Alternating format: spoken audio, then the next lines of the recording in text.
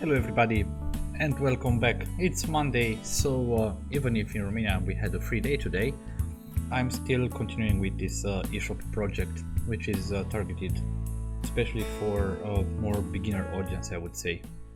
Just let me know if everything is okay. Let me know if you can hear me. Also, if the background music is too loud, just also let me know, please. It's important for me because I'm not able to listen to the stream itself while I'm streaming, so that's why I'm really counting on your feedback here.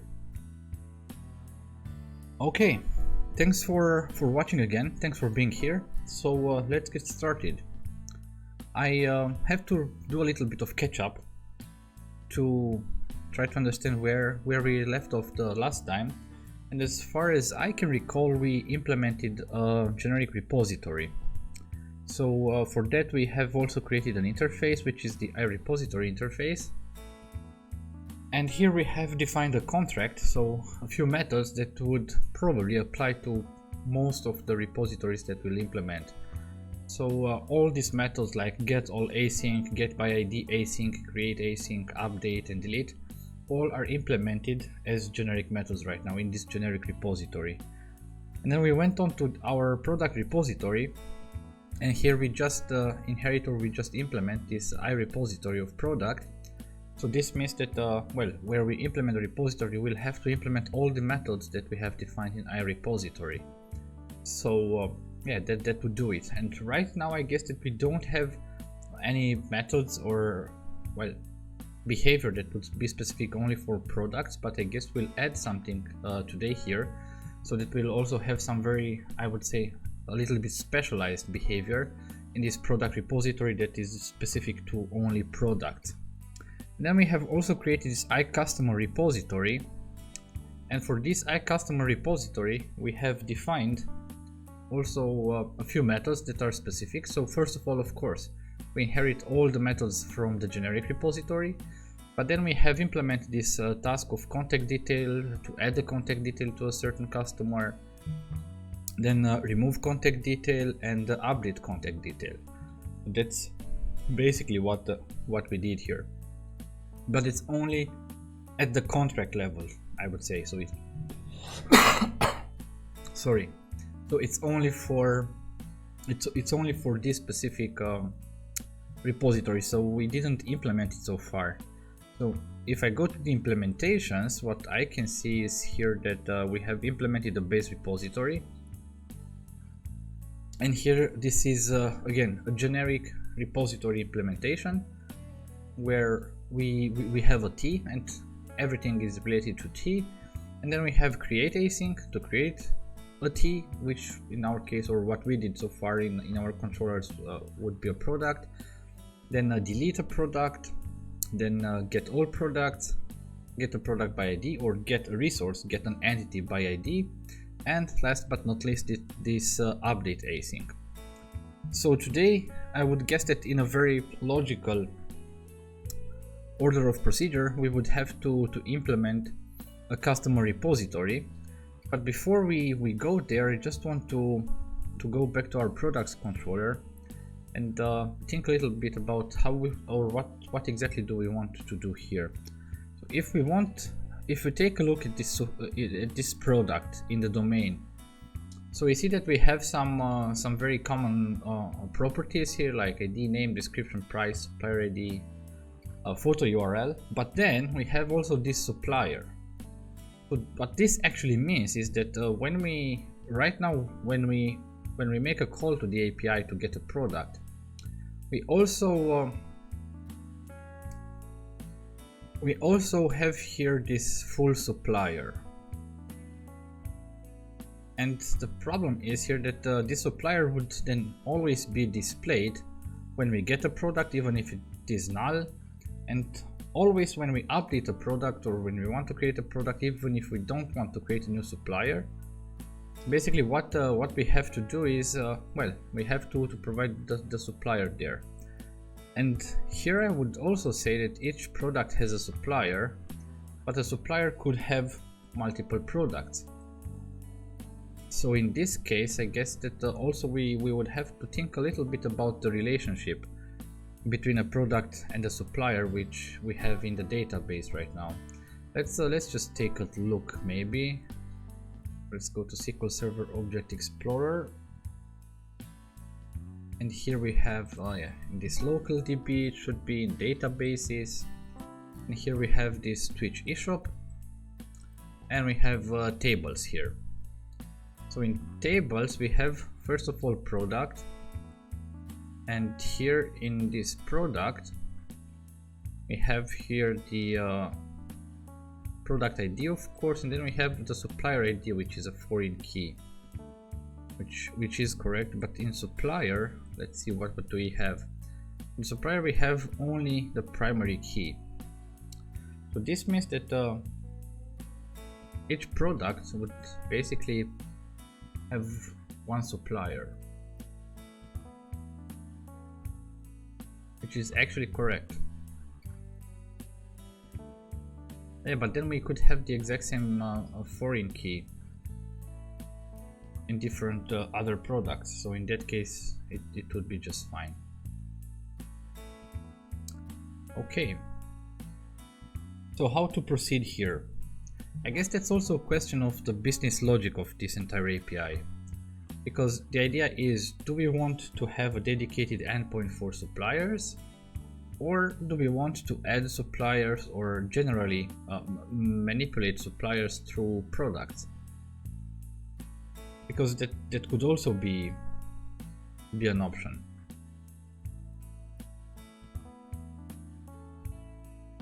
That could also be an option in that case.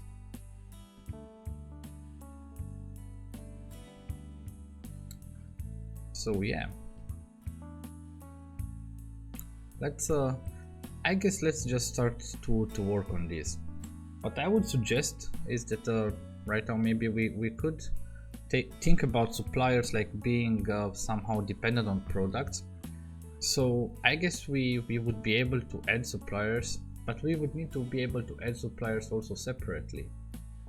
So I guess we will all create an endpoint for suppliers. Yeah, let's create a dedicated endpoint for suppliers, and let's see how we do that in that case. Let me just close this for now. So let me go right now to our where is our DAL project here, and we have this eShop DB context. So let's have here also public. Let's have a DB set,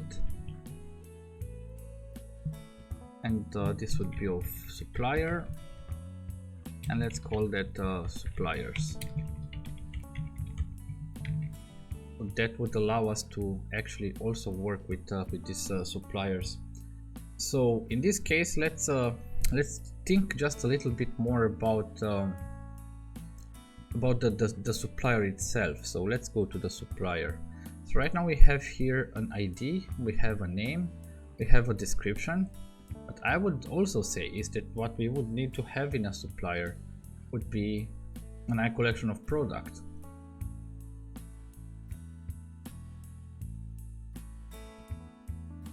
Yeah, let's create a property for that. Public I collection product. Let's call that product.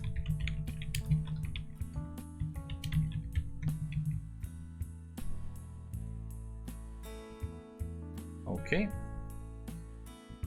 and right now that would actually add a one-to-many relationship between the supplier and the product. So a supplier could have different products, so we have an I collection of products, but the product would have basically only one supplier. And I think that's okay actually, so that this is not really bad in itself. So I guess that might be even a good idea. Let's try to add a migration for that and see how the database looks like. So yeah, let's initialize the package manager console, and here I would say that we need to go to the DAL, add migration, and supplier DB set.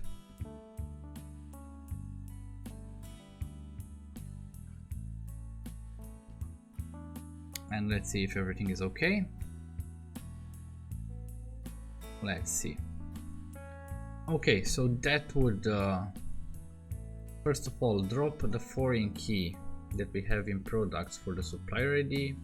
It would drop the primary key of the supplier, and then it would rename the table to suppliers. New name would be suppliers, and then it would have a new primary key, and then it would have a foreign key for product supplier ID. I guess that that looks right for now. So let's update the database.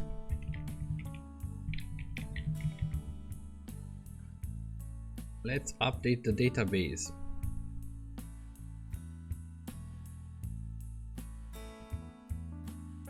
Okay, it's done. Let's check it. I guess I'll close this migration right now. Let me go back to SQL Server Object Explorer. Let us do a refresh here.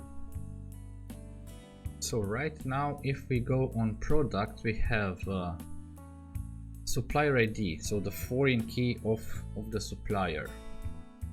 Then if we go in the suppliers,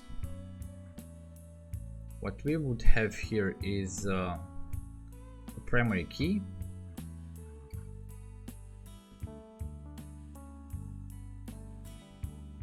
and yeah, the name, description, and website. I guess that that could actually work. So yeah, for now let's close that. So right now we have in this DB context one other thing, which is the supplier. So what we could do right now is create a repository contract for that. So we would add new class, and I will call it supplier repository, and that would be an interface, and that would first of all inherit repository of supplier. We have of course to add the using statements for the model. So this is what we have in the iSupplier repository for now, which would for now basically just inherit all the methods defined here in this contract, which for now I guess it would be actually fine. So that shouldn't be a problem. So what we would need to do is just also implement a repository for that.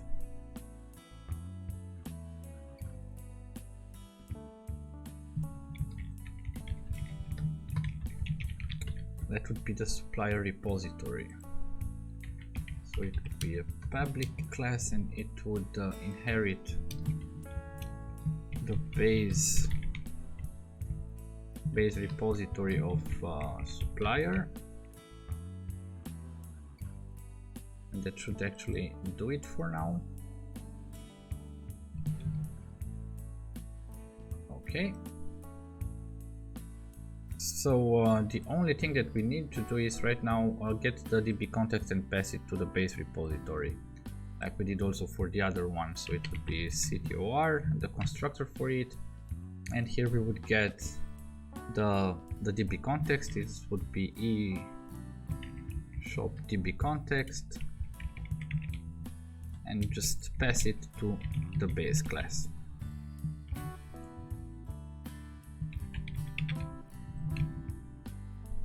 And since we don't have specialized behavior, specialized methods right now for the supplier, I guess that actually this is enough for now. Yeah, let's because right now this is already implemented in the base repository, all the methods that we have here. So what we could do right now is then go back to our API, and in this startup services, let's add once more services, add scoped, and we will have the iSupplier repository, and the implementation would be in supplier repository, and that would actually do it for now. What's wrong here? What is wrong here? So it's iSupplier repository.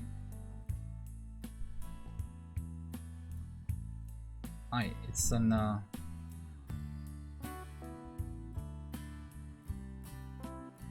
it's actually the same as the product repository, so I'm not sure exactly what why we have this error message.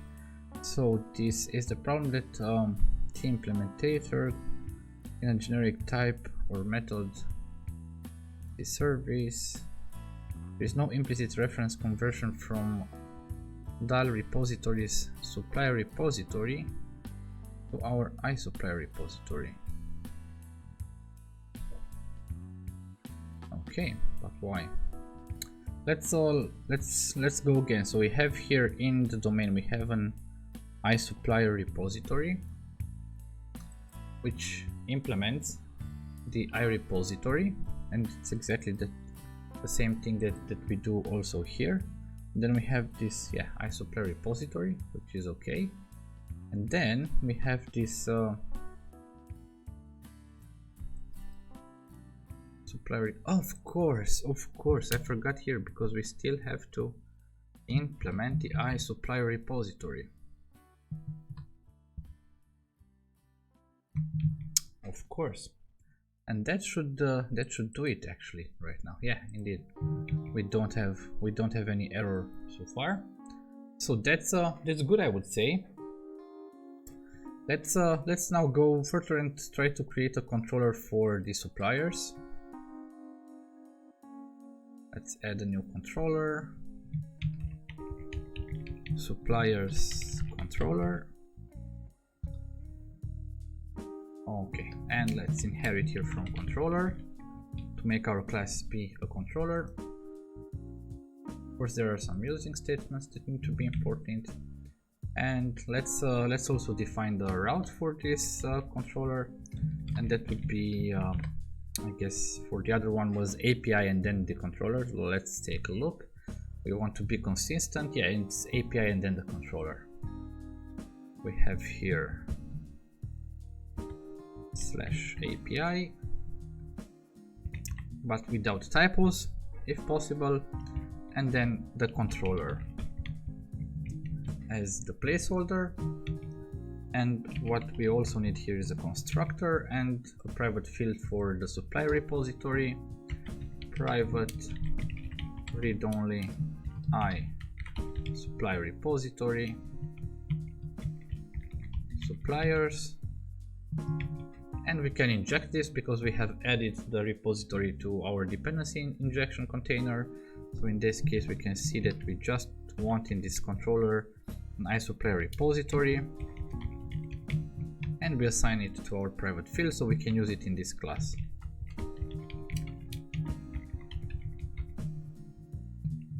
Okay, but it's what did I type wrong? I guess right now it should be okay. And we should also try to make our actions, our controller actions, async like we did for the product.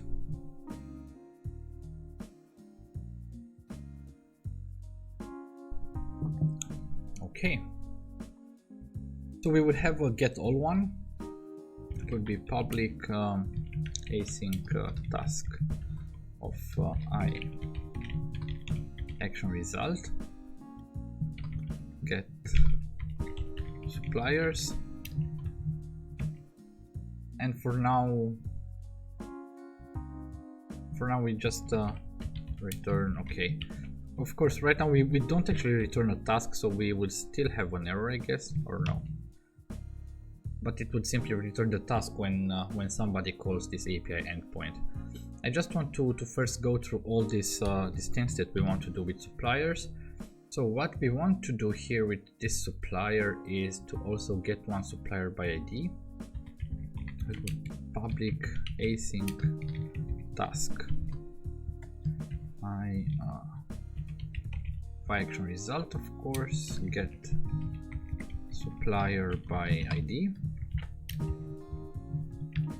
Here let's also return okay. I don't want to have any red squiggly lines here. Here it would be still get, but what we would need here is also, of course, oh, it's get, and it's no, it's a different route. Sorry, it's a different route here because we have to provide the ID for this. So here we would have the ID, so we will also need it here int ID. Okay, then we want to create a supplier, so it would be public async task of I action result. But also I have to type it correctly, of course. And here it would be create a supplier. So what we would need here in this body would be a supplier. But we will get, I guess we will also have to use DTOs here. So we will also need a little bit to think about what DTOs do we actually need here. Because I guess we should only get a supplier put post DTO that doesn't contain the ID. We don't want anybody to create or to generate the ID for us. This is something that Entity Framework Core would do for us, or the SQL server that is behind of that. So yeah, but let's first we have to define the route first, because actually no, because it's actually the same as the get all, but it would be a different HTTP verb, so it would be HTTP post in this case.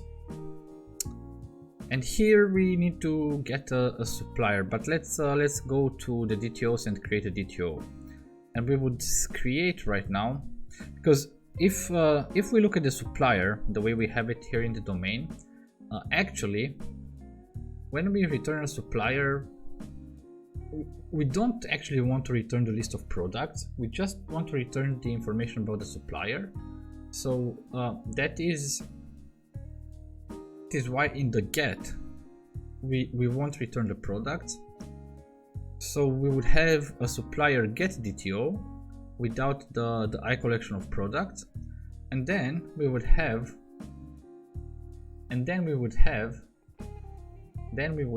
maybe a put DTO that would not contain the ID and would not contain the collection of products. So in this case, yeah, that's actually what we need to do. So let's go one step further then and create these DTOs. So let's have the supplier get DTO.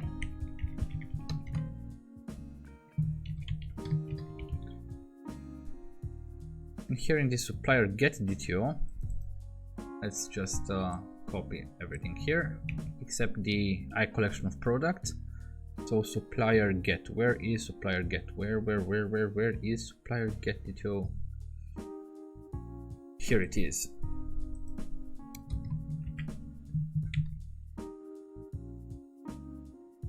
And then we would have a supplier put post DTO.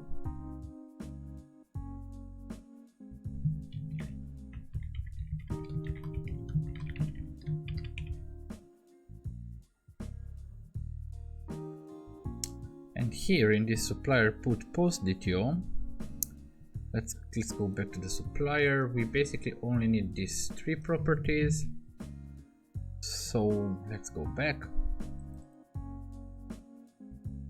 Let's go back and add these properties, and of course here we can annotate them. I would say this would be required. Of course we have to import and to use the system component model data annotations, which is right. And what else? What are other validation things that we want to implement here? I would say that min length. So we want to have a minimum length, and it would be, what would be the minimum length of a supplier? Let's say 3.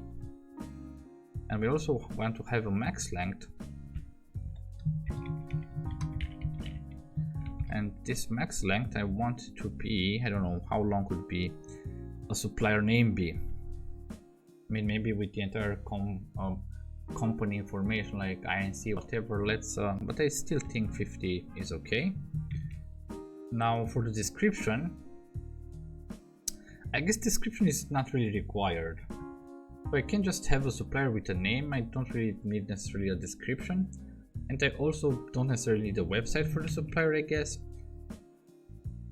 So the name is actually the minimum that we would need here. Okay, so in this case, let us go back to our suppliers controller, and in this HTTP post from the body we would expect, so from body, the from body attribute, and we would expect a supplier, how is it called, put post DTO. Okay, so that would add the supplier. Let's return okay for now.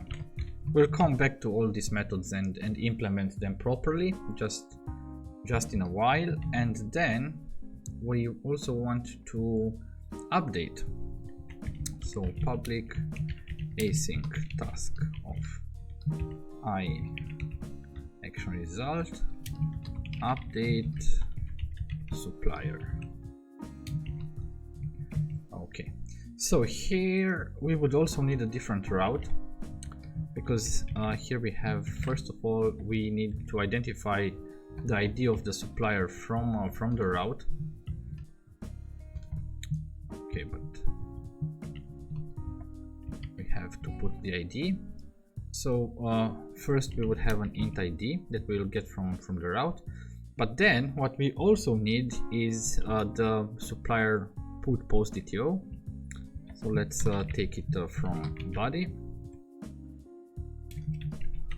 Supplier put post DTO updated supplier, and let's return okay for now. And we also need to specify the verb here, so it would be on HTTP put. And last but not least, would have the delete public async task of I action result delete supplier. Here we will need an ID of the supplier, and then we have everything that we actually need to delete the supplier. So int ID. Of course you would have to take it from the route. So let's decorate this this controller action with the route attribute, where we define that we want an ID, and we want to also define that it would be HTTP delete. So this action would respond to a delete request, and return okay. As said, we'll go back to the implementation of this just in a while. Let me just briefly review this. So once again, we have here the route is not specified correctly, because we have to specify it like that, so that we would be able to get it as a parameter then in our action method, and then we would be able to get the supplier. So let's right now try to implement this, though right now I came with another idea, or something struck me, because here when we return a product, but we have the supplier ID already. That's cool, we have the supplier ID in the product, and then we don't have to return the supplier anymore. So let's go to also this product get DTO, and in this product get DTO we just remove the supplier. We just don't need it, but what we would need in would be public int supplier ID instead. So that would be it here. And in product put post DTO, what we don't have a supplier here, but what we definitely want, because when you add the product, I guess you also need to have the supplier ID for it. You'd really need to know who supplies that specific product. So in that case, what we need to add here in this would be public int supplier ID get set, and this will be required. This will be required in this case. And let's update the products controller right now. So what do we have to update here? First of all, when we get all products, we don't want to have the supplier, but what we want to have is to have the supplier ID. So it would be dto.supplier ID would be equal to product.supplier ID. Once again, we just want to provide the ID. If anybody wants to get then more information about the supplier, they should call the supplier endpoint. And then we return that to DTO, which is correct right now, I guess. And then what we have here is in this get product by ID, it's exactly the same thing. We don't want to add a supplier anymore. It really doesn't interest us, but what we want to do is just have a product dto.supplier ID, because if we provide an ID, then the relationship is already done. So it would be supplier ID. So this is something that we want to return. Then when we create a product, here in this case, we just don't want to create a new supplier. For that, we will use the supplier endpoints. So in that case, what we will do here right now is just have the product supplier ID, and that would be equal to the product DTO, because it is required, so I have to provide it. And that should be it. That should do then the relationship when I want to create this this new product. So that should be okay.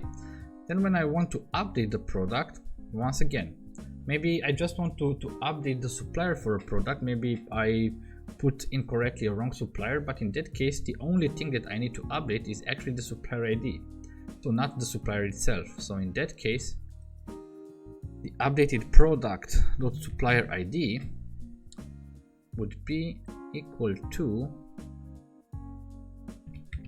updated product DTO dot supplier ID, because this supplier ID is now requested or required in order to pass model validation. We are sure that this product put post DTO will have a supplier ID. Then when we delete the product, in that case it's really simple. In that case we really don't need to play actually at all with the supplier, and it would simply delete a certain product, and that's basically it. So yeah, I guess right now the product controller is okay. Let's test it.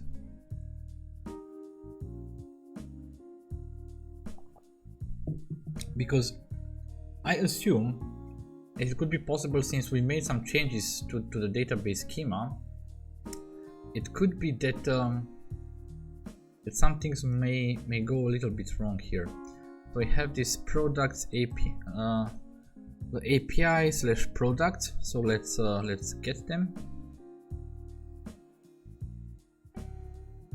Yeah, I guess no, I guess we received back the products, and as we can see, we have this. This says supplier ID 2, supplier ID 3, and supplier ID 4. That is because, of course, we have created some null suppliers, and this is why this happens. Let's then maybe try to make a post. Just want to, that's something else that I worked on today, some very cool stuff. I guess I'll stream that on how to use Entity Framework Core with the Cosmos DB provider. That's actually fairly cool, but unfortunately it's not very mature, so I wouldn't use that in an application that I would even consider to put in production, or that I would expect that they should behave in certain parameters. So let's create a new product. Of course, we don't need the ID when we create a product. What we also need is the supplier ID. Yeah, I guess we need to provide a supplier ID. But right now our problem is that that we don't know much about suppliers. So let's leave the supplier ID 3. Let's create a new phone. Huawei P30 Pro. Let's have a description for that.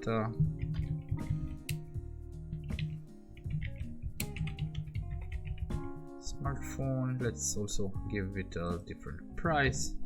I don't know, it would be 589, like that.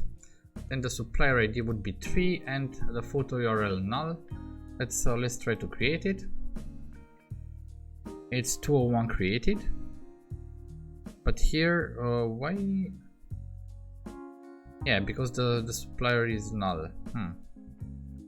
Why, when it did create it, why did it also include the supplier?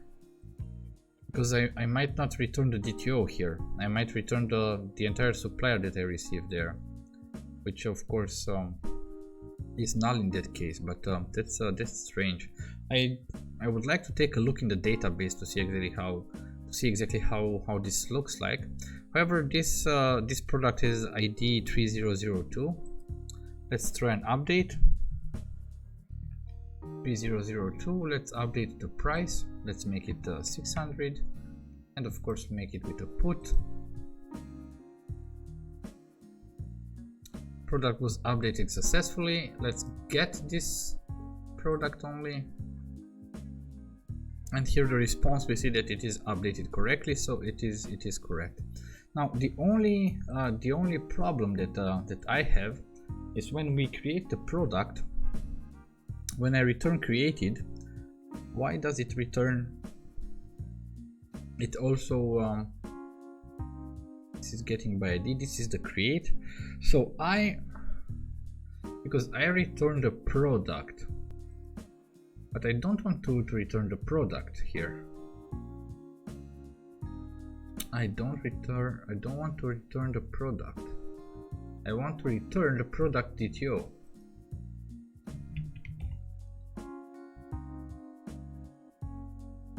Even here in add result, this end result would give me back a product.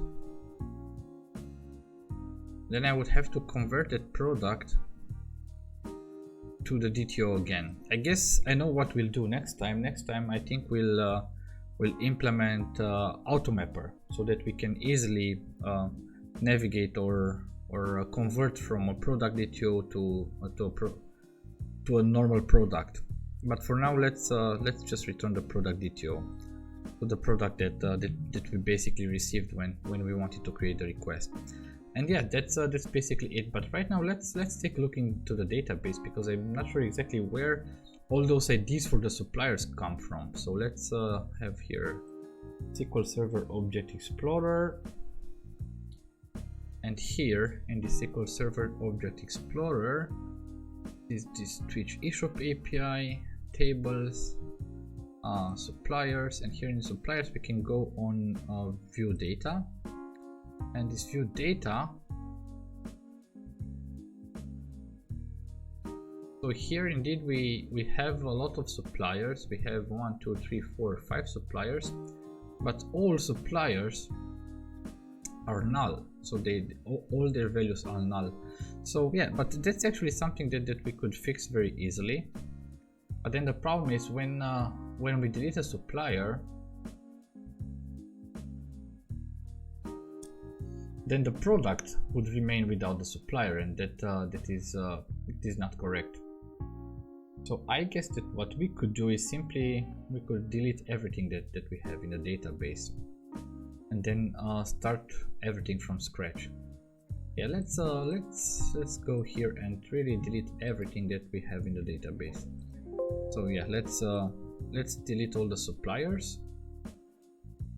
Let's go back to the SQL Server Object Explorer, and let's also go to the products, view data, and in fact, when we deleted the suppliers, also the products were deleted. That's actually very good. And if you ask yourself why did that happen, I think I can show you. If we take a look at the last migration, so basically when we added the supplier, we see here that in the app, on delete. So what should happen on delete? And here we say referential action cascade. So this means that if we delete a supplier, and we know that a supplier has a one-to-many relationship with products, so when we delete a supplier, it would also delete the product or all the products that belong to that specific supplier, which is, I guess, correct, because let's think about a real eShop. So if, for instance, we have a supplier that I don't know, maybe we don't extend the contract with them, then it's of course that probably if we delete the supplier from our database, then of course we won't be able to sell those products anymore. So in this case, when we delete a supplier, it is logical, I would say, that the products should also be deleted. So because of this referential action and cascade, that would cascade the action of deletion also to all the products that are related to that specific supplier. So this is why when we delete the suppliers, also the products were deleted. And right now what we have is actually a clean database. So in that case, we can really start from scratch and create our suppliers, create them products that use those suppliers, and so on. So let's go then back to our supplier controller and try to implement here. So here it would be get how did we do it here? So if in the get all, yeah, we get the list of we get a list of products here, and then we go to the list and do the conversion from a product to a product get DTO. So this is exactly what we would also do here. And I promise you next time we'll implement Automapper, which is a very cool library developed or maintained by Jimmy Bogart, and it really helps us to easily convert from DTOs to domain models. So it's actually a very useful library. I guess I used it in all projects that I basically worked on. So yeah, let's implement here. So first, let's have a list of supplier get DTO. Could be supplier DTOs equals new list of supplier get DTO, of course. So this would be right now empty, but var suppliers, that would be the list of suppliers that we get from the database, and that would be suppliers. What is the method? Get all async. But of course we need to await this.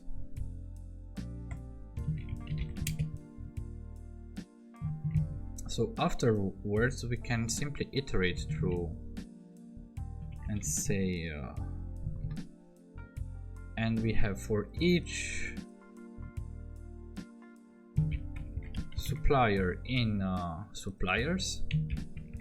So these are the domain models. We just want to create a new supplier get DTO. So for each of them we can simply say that var supplier DTO equals new supplier get DTO, and let's also initialize it. And what we have on the supplier get DTO, let's take a look again. So we have the ID, the name, description, and of course the website. Website is important. So let's have the ID would be supplier.id. Then we have the name, that would be supplier.name, so the name of the supplier that we get from our database. Then we have a description, would be supplier.description. And last but not least, we would have a website URL, and that would be equals to the supplier.website. And that's right now we have a new supplier DTO. So what we can do is simply supplier DTOs.add. We just add this item to the list. How did we call it? Supplier DTO did we call it? And of course that should do it. So right now when we go through the entire list here, we know that we have all the suppliers that we need, so we can just return OK. And right now we can return this supplier get or supplier DTOs.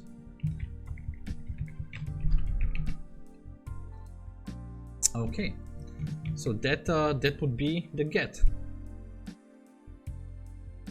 That would be the get.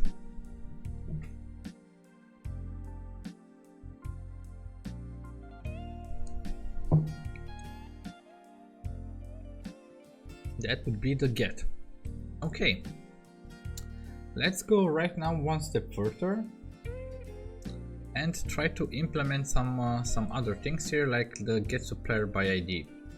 So in this case, what we would need to do is simply we would have here, let's delete this, we would have a var, once again supplier DTO equals new supplier get DTO. So in this case it's not a list, we just create the supplier get DTO, and then we have the var supplier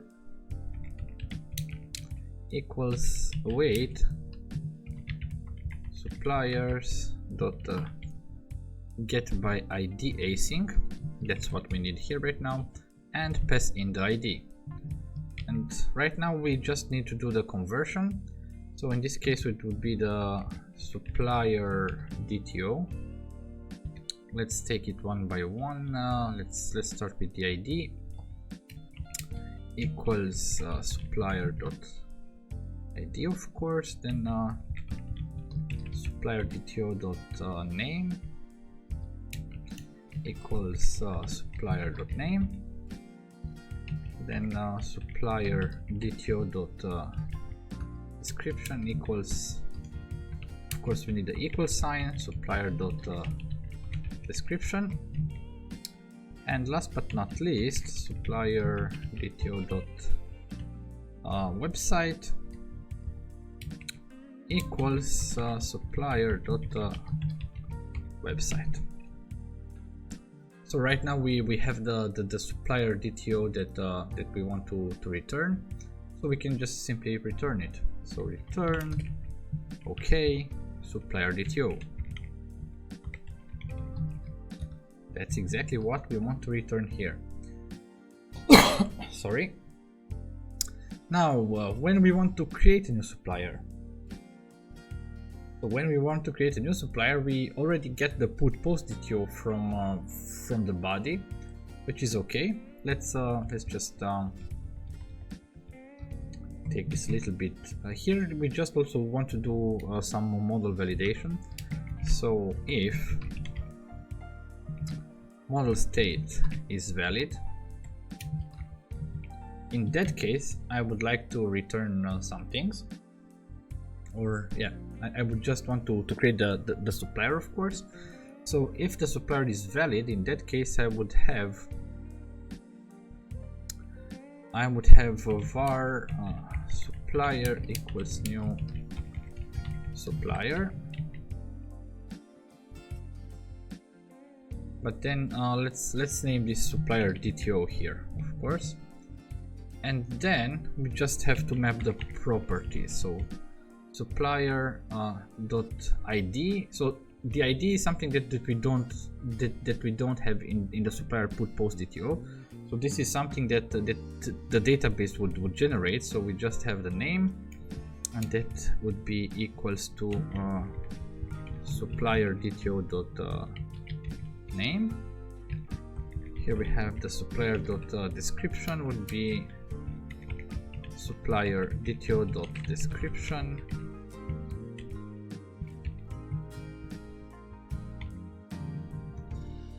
What am I doing here? I'm mistyping everything. So supplier dot what do we have next? The website, that's the last information that we have here. In the supplier put in the supplier DTO, and it would be website. So that's everything that we have. So right now that we have a new supplier, we can simply var response equals suppliers.add or create async, it's called create async. So in this create async, we just have to provide the supplier, I guess. Yes, we have to provide the supplier. We already have it. So here it is. Dear repository, that's the supplier. Please add it to the database. That's what we want to do. So here it returns, but of course we have to await that. Of course we have to await that, and then we would have here. What we would have here is a supplier. So this is the supplier that is created right now. So right now, basically, yeah, what we get actually back is the supplier from the database, and we would have to map it here back to the supplier get DTO. So we could do here is var supplier get equals new supplier get DTO. Then we will have to do exactly the reverse. So here in the supplier get, we have first of all supplier get dot ID, because we also want to include the ID, and it would be response dot ID. Then supplier get dot name would be response dot name, and then supplier get dot description. We also need the description equals response, but of course we need the equal sign, response dot description. Yeah, that's it. That should do it. And of course we just need also the website, and so we have supplier get dot website would be equal to response dot website,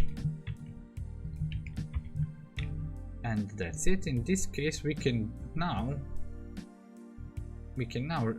return this this OK, but we won't return the OK. We will return the created, return created, and the only thing is we have here to specify a URI. So let's do that. Let's see how what the URI here looks like in this create product, and it would be something like that. It would be something like that. So if we go back to the suppliers controller, we have created, this is the URI, but it would be not the products, but it would be suppliers. And we will have here to return the supplier get ID, because this is the newly created ID. Supplier get dot ID, this is what we return. And of course we can then also return the object, and it would be the supplier get. So that would be for this one. And of course if the model set is not valid, we would return a bad request.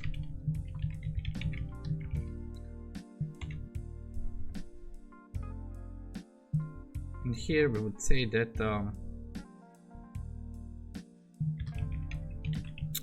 provided supplier properties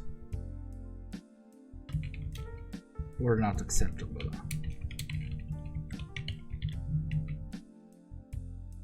Okay, so in this case we just return this bad request, but we have a semicolon here, so it should be like that. And we still have an error. Let's see, where do we have an error here? I forgot a semicolon somewhere. Of course here, where we had the where we had the object initializer. Of course, we need to add a semicolon at the end. Okay, so we also have this create supplier right now. Then we here have to update the supplier, and here we also have the supplier, and we have all the properties. So let's also validate here. So if all state is valid, only in that case what we want to do is to use our logic, or to implement our logic. So right now what we would need to do is basically create a new supplier, but the supplier actually already exists. So we can take the ID from here and all the updated information that we get from here, and then simply send that information, or use the repository to just do the updates. And that's actually exactly or mostly or partly the same thing that we do here, because we have the updated product and it has the ID, the name, and so on. And here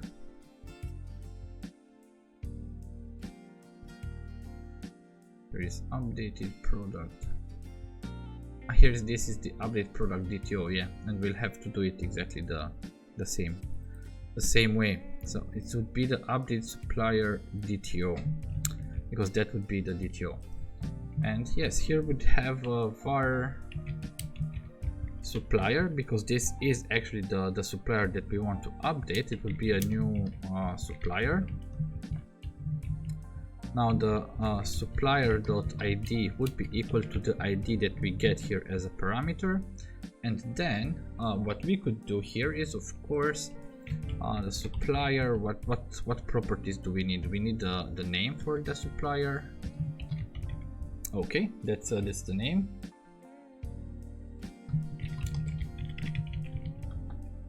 Hello there, thanks for watching. Okay, let's go back. So we have this supplier name, and that would be updated product DTO.name. We have the supplier.description. That would be updated supplier DTO.description. So that should do it. And then we have supplier what we have.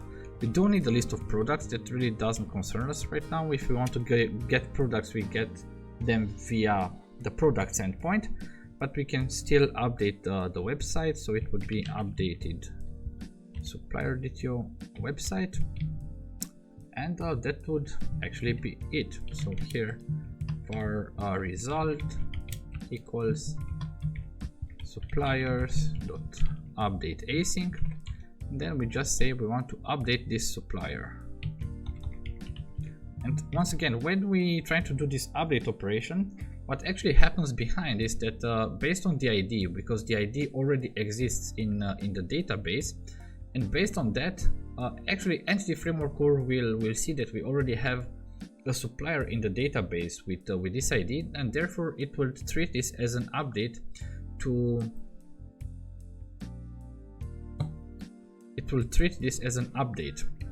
the database. But right now my Visual Studio is a little bit crazy. I think it's okay right now. So okay, the result is bool, it's okay. So we can do some further if result, for instance, if it's true, then return, okay. And here we can simply say supplier updated successfully. Okay, what's wrong? If result, what's the problem? Of course we have to await that. Of course, everything is async here. And else we just return a bad request. But now it's bad.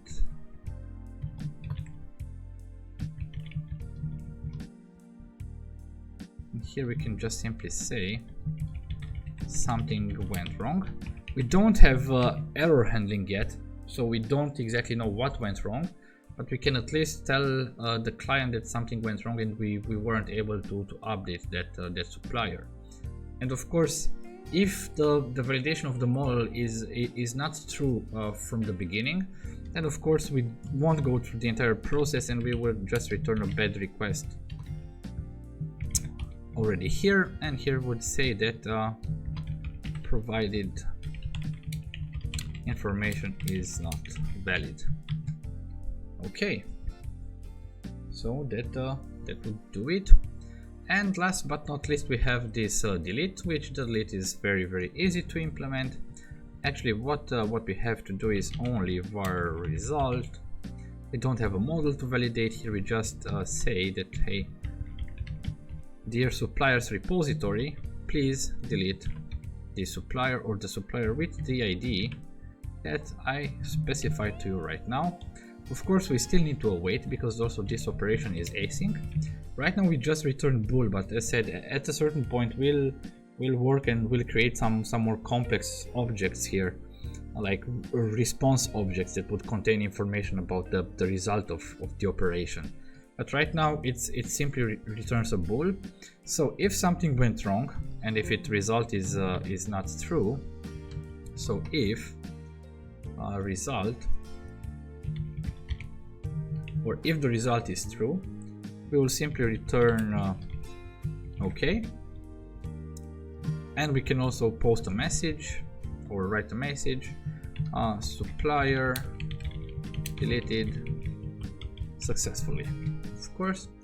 And else, so if that's not the case, then we will simply return once again a bad request and we'll say something went wrong.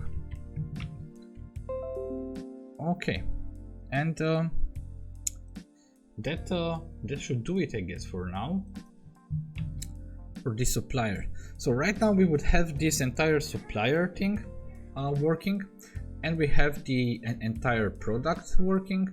So let's see if we can run the application and first create some suppliers, and then maybe create some products. Okay, so let's run the application for that.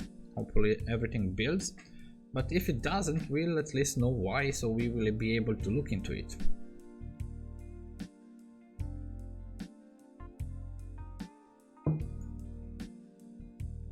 Okay, so right now what do we actually have here? It's working, so everything seems to work right now.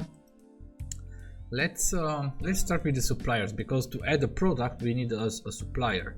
So if we go here to API suppliers and make a GET request, I guess that the response should return us an empty array, but we should still be able to get a response, and indeed we get a response.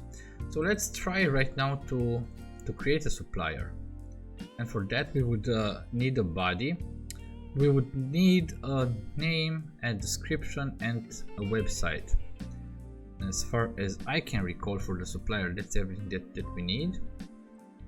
Let's call this website, and we don't need a price here. So what sorry, cancel. What would be the first supplier? I don't know, let's who would be a supplier for phones? Let's say that well, it's a Samsung INC.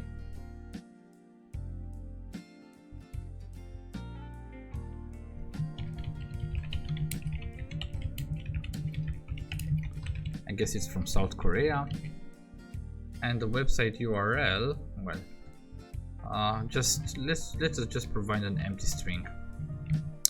Sorry, so we don't really, or yeah, let's provide a dummy URL. HTTPS could be, I don't know, that could be it. Let's create.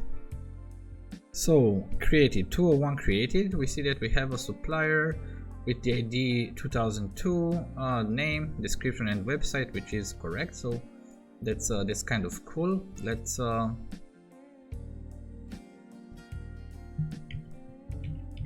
Huawei let's have this electronics manufacturer from China, and let's have this like Huawei.com. So we added this supplier which is with the ID 2003. Let's add another supplier, let's make it Dell Inc.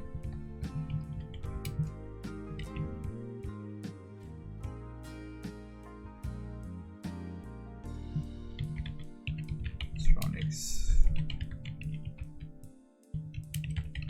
concentrating on laptops, desktops and monitors.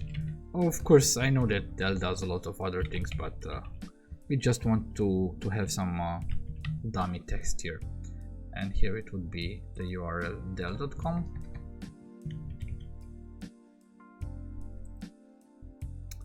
And we create the supplier, and let's create another supplier.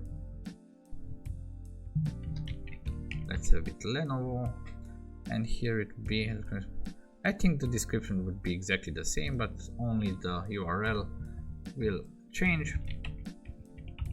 So right now we have a bunch of suppliers. So if we go here and make a GET request for the suppliers list, I guess that right now we should have a list with 4 suppliers, and it's easy to remember them because it starts with ID 2002 and then it goes to ID 2003, 2004 and 2005, so it's okay for that. So in this case we can start to just play around with products. So if we go with the get for products, it should be empty, which is correct. And now what we have to do to create products, we need a name, we need a description, we need a price, I guess. Let's I don't know, make up some price. We don't have a website URL, but what we would need instead, I guess it's the supplier ID that we need. ID, and let's I don't know what should we create right now.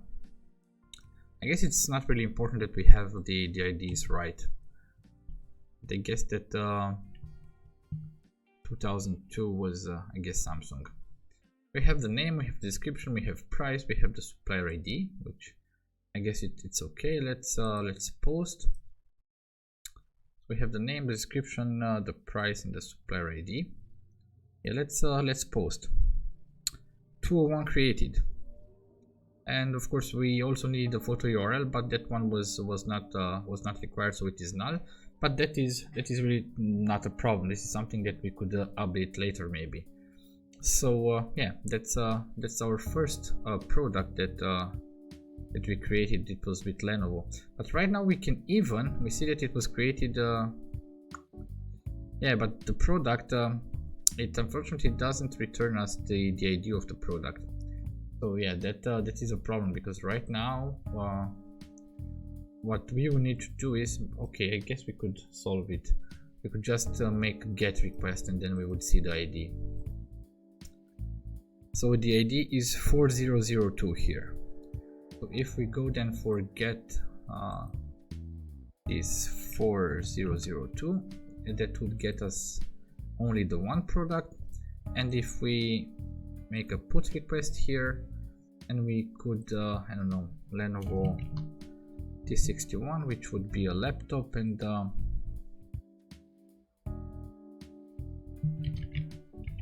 business laptop, and the price would be just a little bit more, I guess. It would be, I don't know, 1214, and the supplier ID would still be, let's leave it like that, so it's no problem. Let's update.